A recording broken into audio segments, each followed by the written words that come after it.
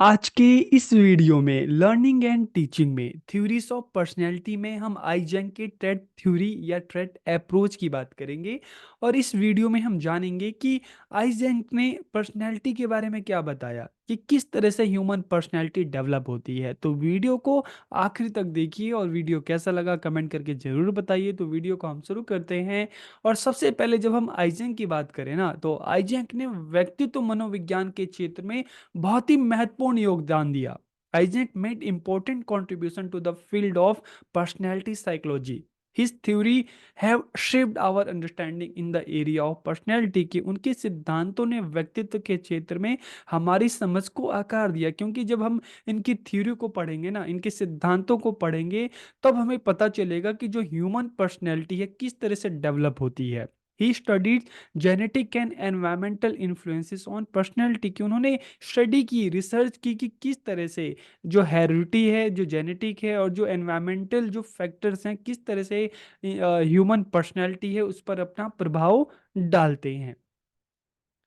He study increase our understanding of individual differences. तो इससे क्या हुआ कि उनके इस अध्ययन से जो व्यक्तिगत विभिन्नताएं हैं उनके बारे में हमारी समझ को बढ़ावा मिला।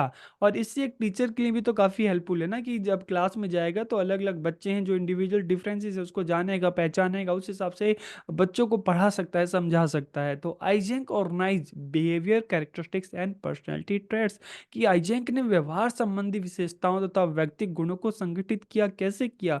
उन्होंने अपनी इस थ्योरी में बताया कि किस तरह से जो पर्सनैलिटी है ना, वो डेवलप होती है, किस तरह से जो हमारे व्यवहार हैं धीरे धीरे डेवलप होते हैं और धीरे धीरे हमारी पर्सनैलिटी में शामिल हो जाते हैं। तो किस तरह से ह्यूमन पर्सनैलिटी डेवलप होती है, तो इसके उन्होंने 4 लेवल बताए। ठीक है, कि किस तरह से ह्यूमन पर्सनैलिटी डेवलप होती है। He divided the process of behaviour organization. मतलब किस तरह से हमारा जो बिहेवियर है वो संगठित होता है, ऑर्गेनाइज होता है, और धीरे धीरे इसके थ्रू हमारी जो पर्सनैलिटी है डेवलप होती है। तो इसके उन्होंने 4 लेवल बताए, उसकी हम बात कर लेते हैं।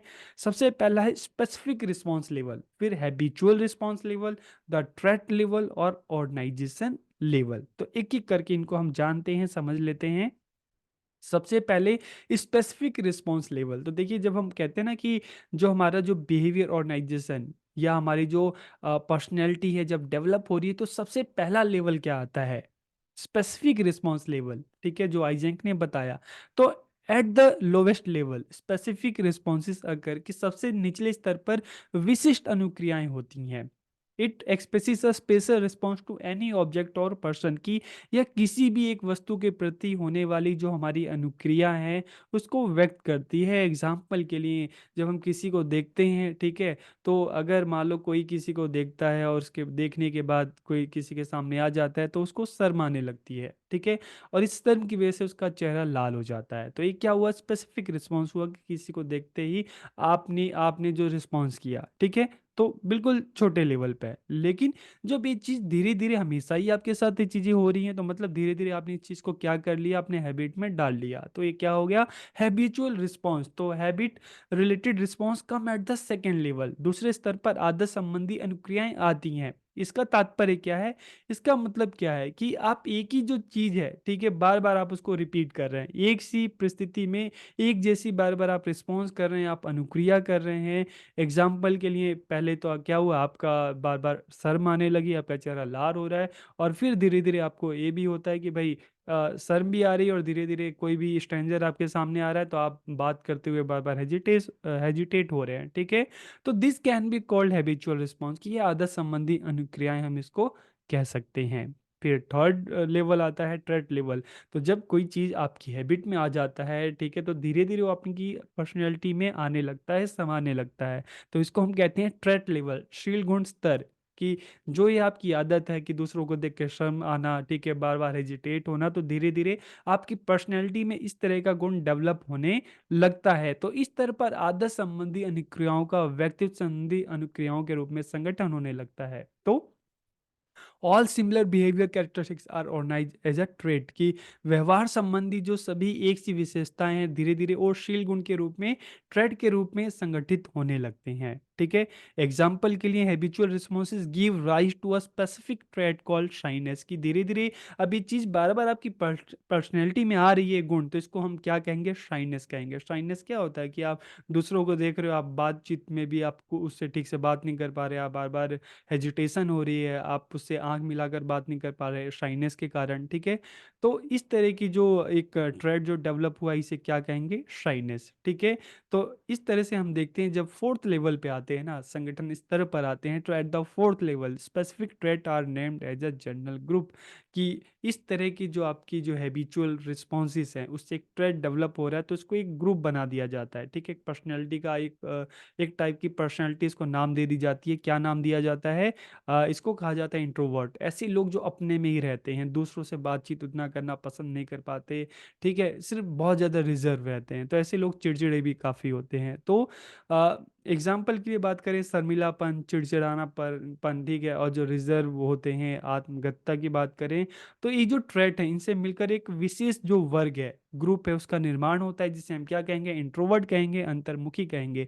लेकिन सेम अगर इसका अपोज़िट अगर बात करें कि कोई दूसरों से बातचीत करना पसंद करता है, ठीक है? दूसरों से बातचीत करके उसके चेहरे पे खुशी आ जाती है, ठीक है? बिल्कुल अच्छे से बात करता है, किसी तरह की हेजिटेशन नहीं होती। तो धीरे-धीरे इस तरह का जो ट्रेड बनकर जो पर्सनैलिटी में आता है, तो उसे हम क्या कहते हैं? एक्स्ट्रोवर्ट कहते हैं, ठीक है? तो यहाँ पर आप समझ में आ गया होगा कि किस तरह से पर्सनैलिटी डेवलप होती है। तो इस आधार पर आइजेंक ने क्या किया? पर्सनैलिटी के 3 डायमेंशन बताए, ठीक है? Various group are achieved through behaviour organisation, की जो अलग-अलग जो पर्सनैलिटी बनती है ना, इसी के थ्रू बनती है। तो Eysenck proposed that personality could be reduced into 3 dimension, के आइजेंक ने प्रस्तावित किया कि व्यक्तित्व को 3 आयामों में विभाजित किया जा सकता है, और ये 3 आयाम कौन-से हैं? ठीक है? ये 3 है न्यूरोटिज़्म, बहिर्मुखता जिसको एक्स्ट्रोवर्जन कहते हैं, अंतर्मुखता इंट्रोवर्जन, और लास्ट वाला इन्होंने कहा साइकोटिज़्म, ठीक है? तो ये 3 जो पर्सनैलिटी डायमेंशन उन्होंने बताए, तो इसको भी हम समझ लेते हैं।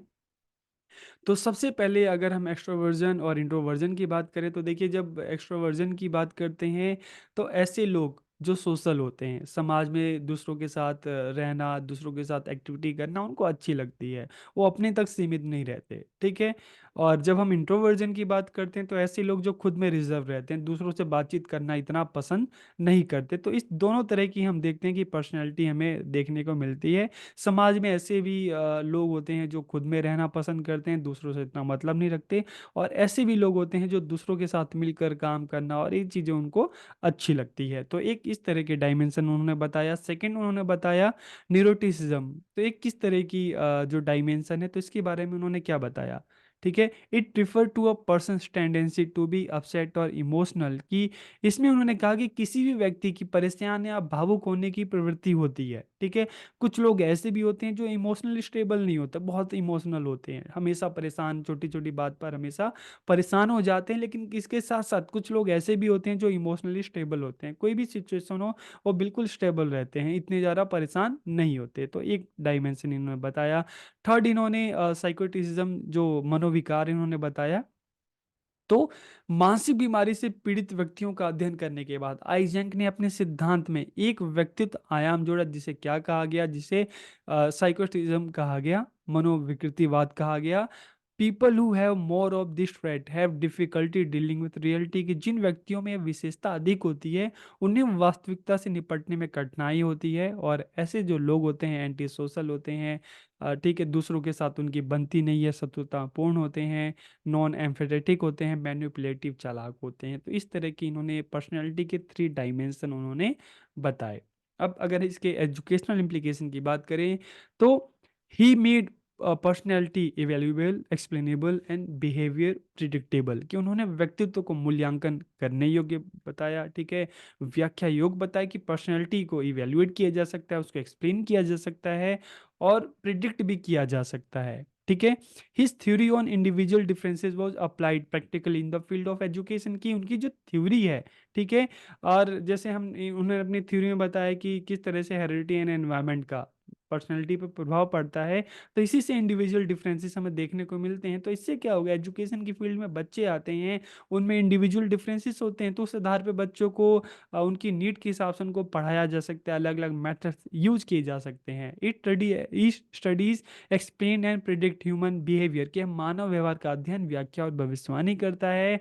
And this theory takes into account both nature and nurture, की यह सिद्धांत प्रकृति और पोषण दोनों को ध्यान में रखता है, कि दोनों का ही पर्सनैलिटी पर गहरा प्रभाव पड़ता है। तो इस तरह से आइजन के जो ट्रेड थ्योरी की हमने बात की, उन्होंने किस तरह से बताया कि किस तरह से पर्सनालिटी डेवलप होती है, किस तरह से ट्रेड डेवलप होते हैं, हमने उसकी बात की, इनकी पर्सनालिटी के 3 डायमेंशन की बात की। तो वीडियो आपको कैसा लगा कमेंट करके ज़रूर बताइए। आप सबका बहुत बहुत धन्यवाद।